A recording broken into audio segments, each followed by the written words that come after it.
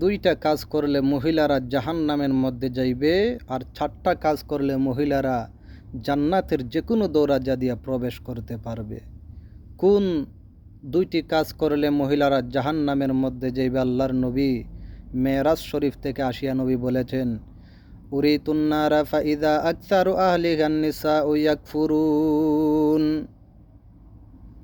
আমি জাহান্নামের মধ্যে অধিক পরিমাণ মহিলাদেরকে দেখতে পেরেছি কুফুরি করার অপরাধে জাহান্নামের মধ্যে গেছে। কিলা ইয়া রাসূলুল্লাহ আয়াকফুরুনা বিল্লাহ। সাহাবায়ে কেরাম জিজ্ঞাসা করলেন, ইয়া রাসূলুল্লাহ, মহিলারা কি আল্লাহর সাথে কুফরি করিয়া জাহান্নামের মধ্যে যাইবে?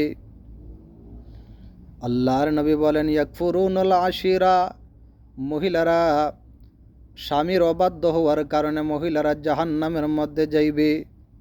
ওয়ায়াকফুরুনাল ইহসান, স্বামীর প্রতি অকৃতজ্ঞতার কারণে মহিলারা জাহান্নামের মধ্যে যাইবে।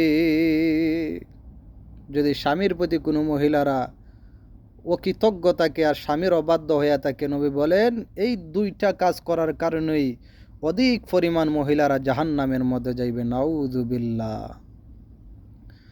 নবী উদাহরণ দিয়ে বলতেছেন, লাউ কুনতু আসান্তা ইলা ইহদাহুন্না দাহারা, তুমি যদি দীর্ঘকাল যাবৎ তুমি তোমার স্ত্রীকে আহসান করো, মায়া মহব্বত ভালোবাসা দিয়ে ভরপুর করে রাখো, সুম্মা রাআত মিনকা শাইআ, অতঃপর তোমার মধ্যে কোনো একটা ত্রুটি যদি দেখতে পায়, তখন সময় স্ত্রীকে বলে, মা রাআইতু মিনকা খাইরা, তোমার মধ্যে কোনো কল্যাণ দেখতে পাইলাম না।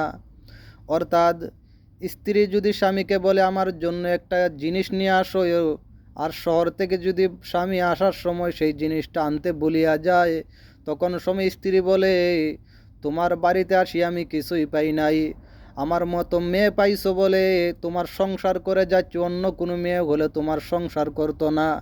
এই ধরনের কথা বলিয়া মহিলারা স্বামীর প্রতি অকৃতজ্ঞ হয়।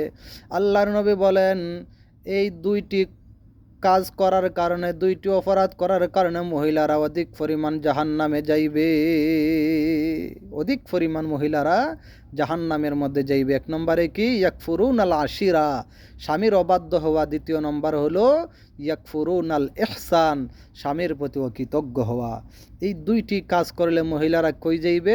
জাহান্নামের মধ্যে যাইবে। আবার 4টি কাজ করলে মহিলারা জান্নাতের যে কোনো দরজা দিয়া প্রবেশ করতে পারবে। আল্লাহর নবী মুহাম্মদুর রাসূলুল্লাহ সাল্লাল্লাহু আলাইহি ওয়াসাল্লাম বলেন, ইযা সাল্লাতিল মারআতু খামসাহা, যেই সমস্ত মহিলারা যথাযথভাবে 5 ওয়াক্ত নামাজ আদায় করবে, ওয়া সামাত শাহরাহা, যেই সমস্ত মহিলারা যথাযথভাবে রমজান মাস রোজা রাখবে, ওয়া হাসানাত ফারজাহা, যেই সমস্ত মহিলারা যথাযথভাবে নিজের সতীত্বকে হেফাজত করে রাখবে, ওয়া আতাআত যাওজাহা, যেই সমস্ত মহিলারা নিজের স্বামীর আনুগত্য করবে, স্বামীর আদেশ নির্দেশ মানিয়া চলবে, কিলা লাহা দুখুলিল জান্নাতা মিন আইয়ি আবওয়াবিল জান্নাতি শিইতি, আল্লাহর নবী বলেন ওই মহিলা ইচ্ছা করলে জান্নাতের যে কোনো দরজা দিয়ে প্রবেশ করতে পারবে। কোন 4টা কাজ? 1 নম্বরে রমজান মাসে 5 ওয়াক্ত নামাজ যথাযথভাবে আদায় করতে হবে।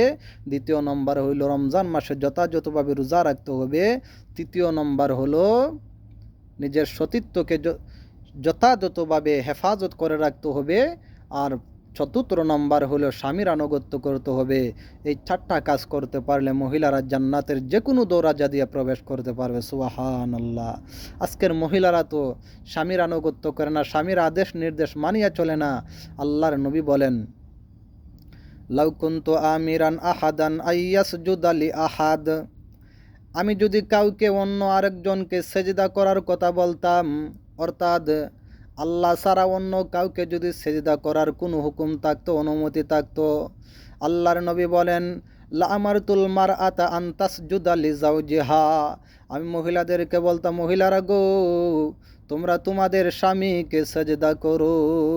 ইসলামের মধ্যে আল্লাহ